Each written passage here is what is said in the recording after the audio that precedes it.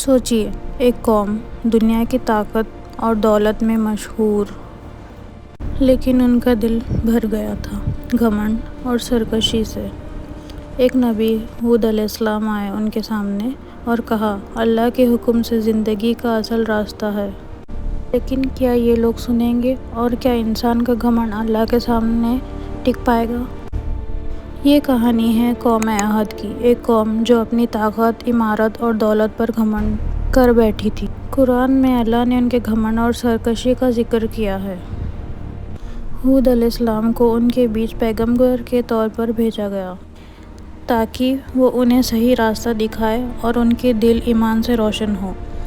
یہ کہانی صرف پرانے قوموں کی نہیں، یہ ہمیں سکھاتی ہے کہ گھمنڈ اور سرکشی کا انجام ہمیشہ بری چیز ہوتی ہے۔ آج ہم اس کہانی سے گھمنڈ اور سرکشی کا انجام سیکھیں گے کہ کیا ہوتا ہے انسانوں کے ساتھ اگر وہ گھمنڈی ہو۔ ہوا تیز چل رہی تھی، ریت کے گھیر میں ان کے شاندار مکان، ان کے اونچے مینار، سب کچھ چمک رہا تھا۔ لیکن دل کے اندر گھمنڈ اور نفرت سے بھرا ہوا تھا۔ ہود علیہ السلام ان کے بیچ کھڑے ہوئے، چھوٹا سا شخص لیکن اللہ کا پیغام لے کر۔ انہوں نے کہا، اپنی طاقت اور دولت پر گھمنڈ مت کرو، اللہ ہی اصل مالک ہے اور وہی تمہاری زندگی کا راستہ جانتا ہے۔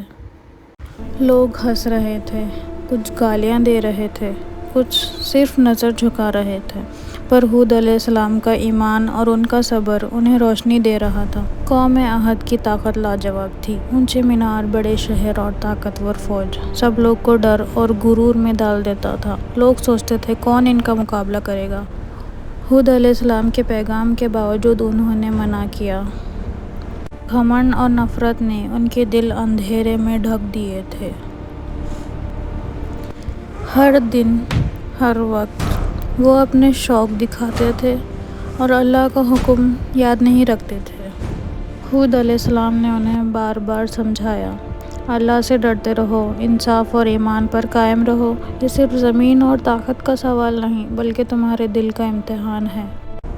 لیکن انہوں نے نہ مانا اور گھمنڈ اتنا بڑھ گیا کہ خود کو اللہ کے برابر سمجھنے لگے۔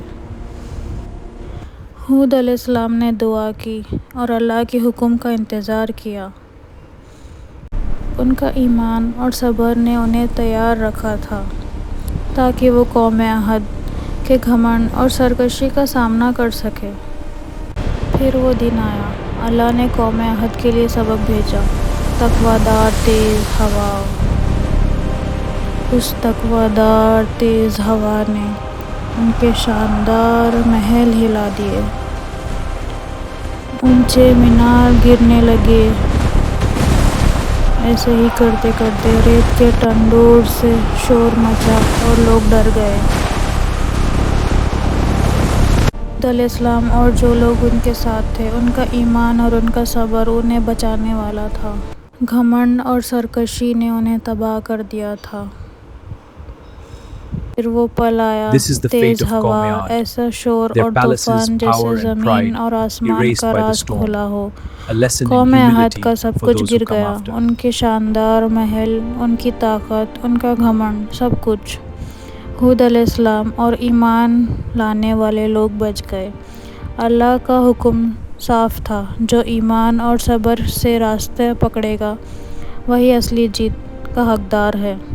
یہ ہمیں یاد دلاتا ہے کہ گھمنڈ اور سرکشی کا انجام ہمیشہ بربادی ہے اور ایمان اور اوبیڈینس ہی انسان کو اصلی طاقت دیتا ہے۔ ہود علیہ السلام اور قوم عاد کی کہانی ہمیں سکھاتی ہے، اصلی طاقت صرف طاقت اور دولت نہیں بلکہ دل کا ایمان ہوتی ہے۔ گھمنڈ اور سرکشی ہمیشہ تباہی کی طرف لے جاتی ہے۔ مشکل وقت میں صبر اور اللہ پر یقین ہی انسان کو بچاتا ہے۔